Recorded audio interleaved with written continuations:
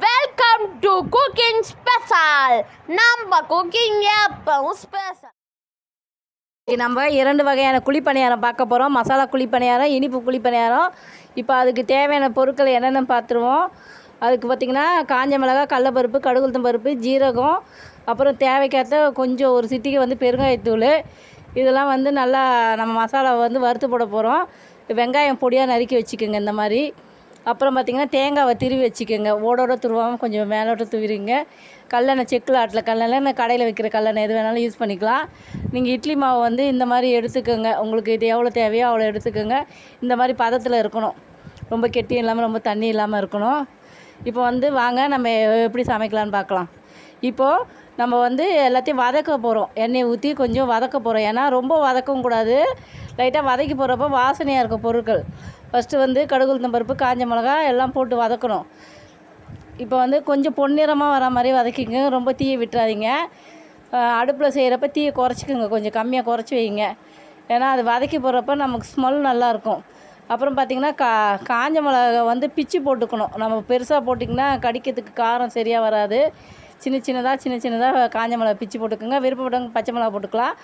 நான் கடலப்பருப்பை வந்து கொஞ்சம் கடைசியாக போடுங்க. ஏன்னா ஃபஸ்ட்லேயே போடுறப்ப நம்ம அது கருகி போயிடும். நம்ம சாப்பிட்றப்போ நல்லா இருக்காது. அதனால் கடலப்பருப்பை வந்து கொஞ்சம் கடைசியாக போடுங்க. நறுக்கி வச்ச வெங்காயத்தை போடுங்க. இப்போ எல்லாம் ஒன்றா வர மாதிரி மிக்ஸ் ஆகிற மாதிரி வதக்கி விடுங்க. ஏன்னா நம்ம வதக்கி போடுறப்ப ஸ்மெல் நல்லா இருக்குங்க. பச்சையாக போட்டாலும் நல்லா இருக்காது. எல்லாம் ஒன்றோட ஒன்று சேர்ற மாதிரி நல்லா வதக்கிட்டு நம்ம துருவி வச்சுருக்கோம் இல்லையா தேங்காய், அதையும் அதில் ஆட் பண்ணணும். ஏன்னா எல்லாமே ஆட் பண்ணி வரப்போ நமக்கு டேஸ்ட்டு நல்லாயிருக்கும். சாதாரணமாக செய்கிறப்ப அது நல்லா இருக்காது சாப்பிட்றப்ப. இது மாதிரி மசாலா வதக்கி போட்டு நீங்கள் செய்கிறப்ப சாப்பிடாதவங்க கூட சாப்பிடுவாங்க. இப்போ தேங்காய் போட்டுட்டோம். இப்போ எல்லாம் மிக்ஸ் ஆகிற மாதிரி வெங்காயம், தேங்காய், காஞ்ச மிளகாய், அந்த ஜீரகம், கடுகு உளுத்தம் பருப்பு, கருவேப்பிலை எல்லாம் ஒன்றா சேர்ந்து வெங்காயம் எல்லாம் ஆடையே மனமே சூப்பராக வரும். வதக்குறப்பே வாசனை அப்படி வரும். பக்கத்தில் இருக்கவங்க கூட நீங்கள் செய்கிறது கரெக்டாக கேட்டுருவாங்க, உங்கள் வீட்டில் குழிப்பணியாரமான்னு. அந்தளவுக்கு வாசனை வரும் அந்த மசாலா வதக்குறப்ப. அது ரொம்ப தீயாமல் கொஞ்சம் கண்ணாடி பதம் வரும் வெங்காயம். அந்த மாதிரி வதக்கி வச்சுருங்க. பார்த்து கேர்ஃபுல்லாக ஆன் பண்ணுங்கள். இப்போ அந்த மாவில் வந்து இப்போ வதக்கந்தான் நம்ம போட போகிறோம். எல்லாத்தையும் போட்டு கை சூடு பிடிக்க துணி வச்சுக்கிட்டு ஹேண்டில் பண்ணுங்கள். நெருப்பில் வேலை செய்கிறப்ப நம்ம சின்ன பசங்களாம் கிட்ட வச்சுக்கக்கூடாது. இப்போ வந்து இந்த மாதிரி வந்து கெட்டியும் இல்லாமல் தண்ணி இல்லாமல் தேவையான உப்பு போட்டு எல்லாத்தையும் ஒன்றா கலக்குங்க. உப்பு வந்து கொஞ்சம் கடைசியாக போடுங்க. ஏன்னா நம்ம மசாலா இருக்குது இல்லையா, அதுக்கு தேவையான அளவு உப்பு வந்து கடைசியாக தான் நம்ம கரெக்டாக போட முடியும். இப்போ எல்லாம் மிக்ஸ் ஆனது வதக்குனது அந்த மிக்சிங் ஆகணும். நல்லா உப்பு எல்லாம் ஒன்றா சேர்ந்து நல்லா கலக்கி வரணும். அப்போ தான் வந்து குழிப்பணியாரத்தோட எல்லாம் வந்து ஒரே மிக்சிங் அளவு இருக்கும். ஒன்றும் அதிகமாக இருந்திங்கன்னா சாப்பிட்றப்ப ஒரு அளவாக இருக்காது. சரிங்களா? இந்த மாதிரி மிக்ஸ் பண்ணிக்கோங்க. இப்போ வந்து நம்ம வந்து குழிப்பணியார சட்டி வச்சுருக்கோம். கொஞ்சம் தீயை கம்மியாக வச்சுக்கோங்க. நான் வந்து வெங்காயத்தை இப்போ குழிப்பணியார சட்டி வராதவங்க நிறைய பேர் வந்து ஒட்டிக்கும் வராது. அதனால் வந்து ஒரு முட்டையை உடச்சி ஊற்றி நீங்கள் தேய்ச்சி விட்டுக்கலாம். இல்லைனா இந்த மாதிரி வெங்காயம் இருக்கு இல்லையா, லைட்டாக எண்ணெய் ஊற்றி வெங்காயத்தை வச்சு இந்த குழிகளை வந்து தேய்ச்சி விட்டுக்குங்க. ஏன்னா ஒட்டாமல் வரும். நிறைய பேர் ஒட்டிக்கிட்டு எடுக்கிறப்ப சுரண்டி எடுப்பாங்க. அதனாலே நிறைய பேர் விரும்பி செய்ய மாட்டாங்க. குழிப்பணியாரம் இப்படி செய்து கொடுத்திங்கன்னா சாப்பிடாதவங்க கூட சாப்பிடுவாங்க. இப்போ வெங்காயம் போட்டு ஆட் பண்ணிட்டோம். கொஞ்சம் செக்கில் ஆட்டின எண்ணெய், அதாவது கல்லெண்ணெய் இல்லை கடையில் வாங்குகிற கல்லெண்ணெய் கொஞ்சம் விட்டுக்குங்க. ஏன்னா அது வந்து மறுபடியும் நம்ம எண்ணெய் ஊற்ற தேவையில்ல. இதிலே வந்து நம்ம மிக்ஸ் பண்ணிக்கலாம். சம அளவு ஊற்றிக்குங்க. கூட குறைய இருந்தாலும் அதை நம்ம லெவல் பண்ணிக்கலாம். இந்த மாதிரி டீஸ்பூன் எடுத்து லெவல் பண்ணிக்கோங்க. இப்போ நம்ம கரைச்சி வச்சுருக்கோம் இல்லையா, அந்த மசாலா போட்டு அந்த மாவை வந்து நம்ம இந்த குழிகளில் இப்போ விட போகிறோம். அதாவது மேலே பொங்கியும் வராமல் அளவோடு விடுங்க. சின்ன கரண்டி இருந்தால் கூட நீங்கள் எடுத்துக்கோங்க. இப்போ இந்த அளவு குழிகளில் கரெக்டான அளவு, வலியாத அளவுக்கு, மேலே வலிஞ்சு வராத அளவுக்கு விட்டிங்கன்னா அது ஏற்கனவே வெந்ததுக்கப்புறம் புஷ்ஷுன்னு வரும். அதனால் இந்த அளவு கரெக்டாக விட்டுக்குங்க. தீயை வந்து கம்மியாக வச்சுக்கோங்க. ஏன்னா வேகமாக வைக்கிறப்ப மேலே வெந்திருக்கும், உள்ளே வந்து மாவாக இருக்கும். இந்த மாதிரி வெந்துட்டு இப்போ நம்ம திருப்பி போட போகிறோம். வெந்துருச்சு பாருங்கள், எவ்வளோ அழகாக பாருங்கள், ஒட்டாமல் வருது பார்த்திங்களா? அப்படி டீஸ்பூனில் அப்படி ரவுண்டு போட்டோடனே வருது பாருங்கள். இந்த மாதிரி டீஸ்பூனில் 2 டீஸ்பூன் வந்து பிடிச்சிக்கிட்டு கூட செய்யலாம். இல்லை குத்துற கம்பி மாதிரி இருக்குல்ல, மீன் குத்தி கம்பி, அதில் கூட நம்ம வச்சுக்கலாம்.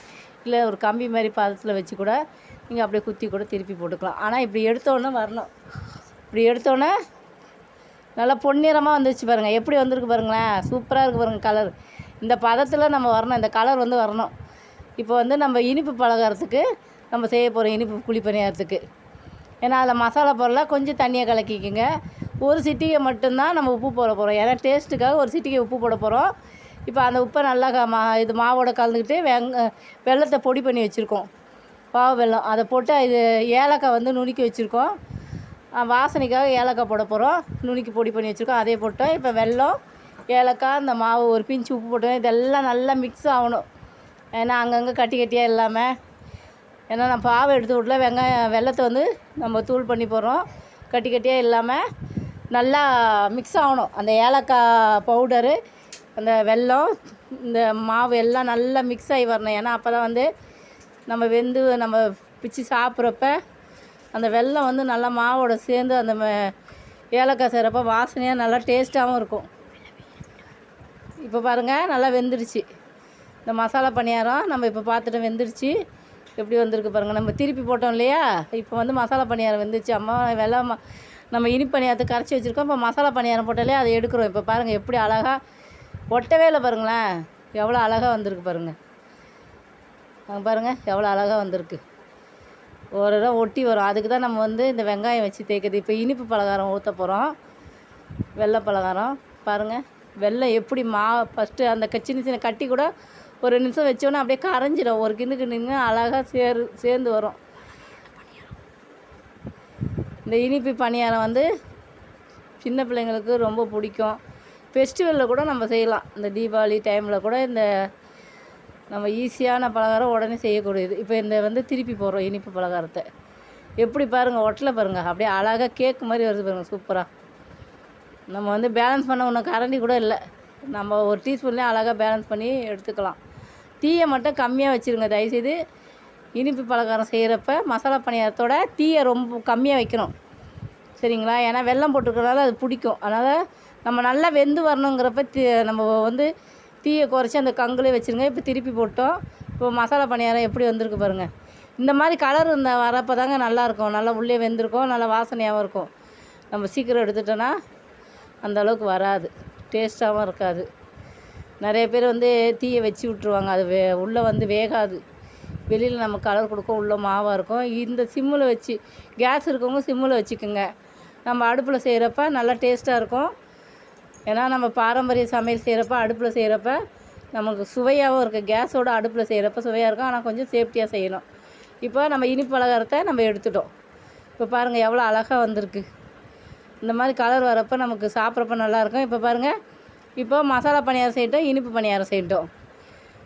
இப்போ மசாலா பணியாரம் இந்த மாதிரி கலரில் வரும். தேவையாக தேங்காய் சட்னி வந்து சைடிஷும், இந்த தக்காளி சட்னி மாதிரி இருக்கு இல்லையா, கடப்பா அதெல்லாம் செய்வாங்க இல்லையா, அந்த வெங்காயம் தக்காளி காஞ்ச மிளகா போட்டால் இதுக்கு ரெண்டுத்துக்குமே சூப்பராக இருக்கும். மசாலா பணியாரத்துக்கு தேங்காய் சட்னியும் இந்த கார சட்னியும் சைட் டிஷ்ஷாக நீங்கள் யூஸ் பண்ணிக்கலாம்.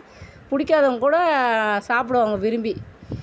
இனிப்பு பலகாரமும் இருக்குது, நீங்கள் அதையும் வந்து வெறுமனையும் சாப்பிட்டுக்கலாம். ஏன்னா வெல்லம் ஆட் பண்ணியிருக்கோம், ஏலக்காய் சேர்த்துருக்கோம், அது வாசனையாக இருக்கும். இந்த மாதிரி கலரில் வரணுங்க இனிப்பு பணியாரம், அப்போ தான் வந்து நமக்கு டேஸ்ட்டாக இருக்கும். இந்த மாதிரி கலரில் வரப்போ தான் நல்லா வெந்து டேஸ்ட்டாக இருக்கும். முன்னாடி எடுத்துட்டிங்கன்னா ஒரு மாதிரி நல்லா இருக்காது, மாவாக இருக்கும். அது பாருங்கள் மசாலா பணியாரம் இந்த மாதிரி கலரில் இருக்கப்போ வாசனையாக இருக்குங்க. நம்ம பிச்சு சாப்பிட்றப்ப சாப்பிடாதவங்க கூட இன்னும் 2 எக்ஸ்ட்ரா சாப்பிடுவாங்க. இந்த வீடியோ உங்களுக்கு பிடிச்சிருந்தா லைக் பண்ணுங்கள், ஷேர் பண்ணுங்கள், சப்ஸ்கிரைப் பண்ணுங்கள். உங்கள் கருத்துக்களை கமெண்ட் செக்ஷனில் பதிவு பண்ணுங்கள். இன்னொரு வீடியோவில் நான் உங்களை சந்திக்கிறேன். அது வரைக்கும் பாய் பாய்.